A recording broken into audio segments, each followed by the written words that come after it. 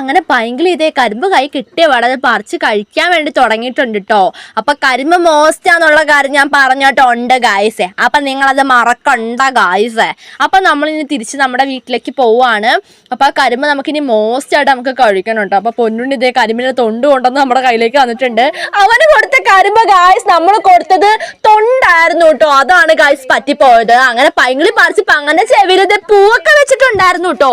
അപ്പൊ നമ്മളിന്ന് തിരിച്ച് വീട്ടിലേക്ക് പോകാൻ നോക്കുമല്ലേ. അപ്പൊ കരിമ്പ് കണ്ടിട്ട് നമുക്ക് എന്താ പറയാ ഒരു സമാധാനമല്ല ഗൈസ്. അപ്പൊ നമുക്കിതിന് കഴുകി വൃത്തിയാക്കിയിട്ട് വേണം നമുക്ക് കഴിക്കാൻ വേണ്ടിയിട്ട്. പക്ഷെ എൻ്റെ കയ്യിലിരിക്കുമ്പോൾ എനിക്ക് ഇങ്ങനെ എന്താ പറയാ ഞരമ്പിളകാണ് ഞരമ്പിളകാണ് കരിമ്പിനെ കണ്ടിട്ട്. കരിമ്പ് കഴിക്കാൻ വേണ്ടി തോന്നുകയാണ്, ഭയങ്കരമായിട്ട് എനിക്ക് തോന്നുകയാണ് കേട്ടോ. അപ്പം എന്താ പറയുക, കരിമ്പ് നിങ്ങൾക്ക് ഇഷ്ടമാണെങ്കിൽ ഗൈസ് കമൻറ്റ് ചെയ്യാൻ മറക്കരുത് കേട്ടോ. എനിക്ക് മോസ്റ്റാണ്, നമുക്ക് മോസ്റ്റാണ്. അങ്ങനെ മേമിക്ക് നമ്മൾ കെട്ടിപ്പിടിച്ചു ഉമ്മയൊക്കെ കൊടുക്കുകയാണ് കേട്ടോ. അപ്പോൾ നമ്മൾ മേമിലോട് ഗുഡ് ബൈ പറഞ്ഞിട്ട് നമ്മൾ തിരിച്ച് വീട്ടിലേക്ക് പോവാണ്.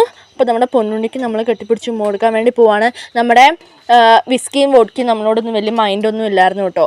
അപ്പം അതുകൊണ്ട് തന്നെ അവരുടെ അടുത്തേക്ക് പിന്നെ നമ്മൾ പോയൊന്നുമില്ല. നമ്മുടെ പൊന്നുണ്ണിനെ നമ്മൾ കെട്ടിപ്പിടിച്ച് ഉമ്മ കൊടുക്കുകയാണ്. അപ്പോൾ അവൻ്റെ കാലിന് വേഗം സുഖാവട്ടെ. അപ്പം നമുക്ക് നെക്സ്റ്റ് ഒരു ഡേ നമ്മൾ എന്തായാലും ഇനി വീട്ടിലേക്ക് പോകും. പിന്നെ അവന് മൺഡേ മുതൽ സ്കൂളിലേക്കും പോകാനുണ്ടല്ലേ. അപ്പോഴേക്കും അവൻ്റെ കാലൊക്കെ കുറഞ്ഞ് സെറ്റാവട്ടെ അല്ലേ ഗായ്സ്.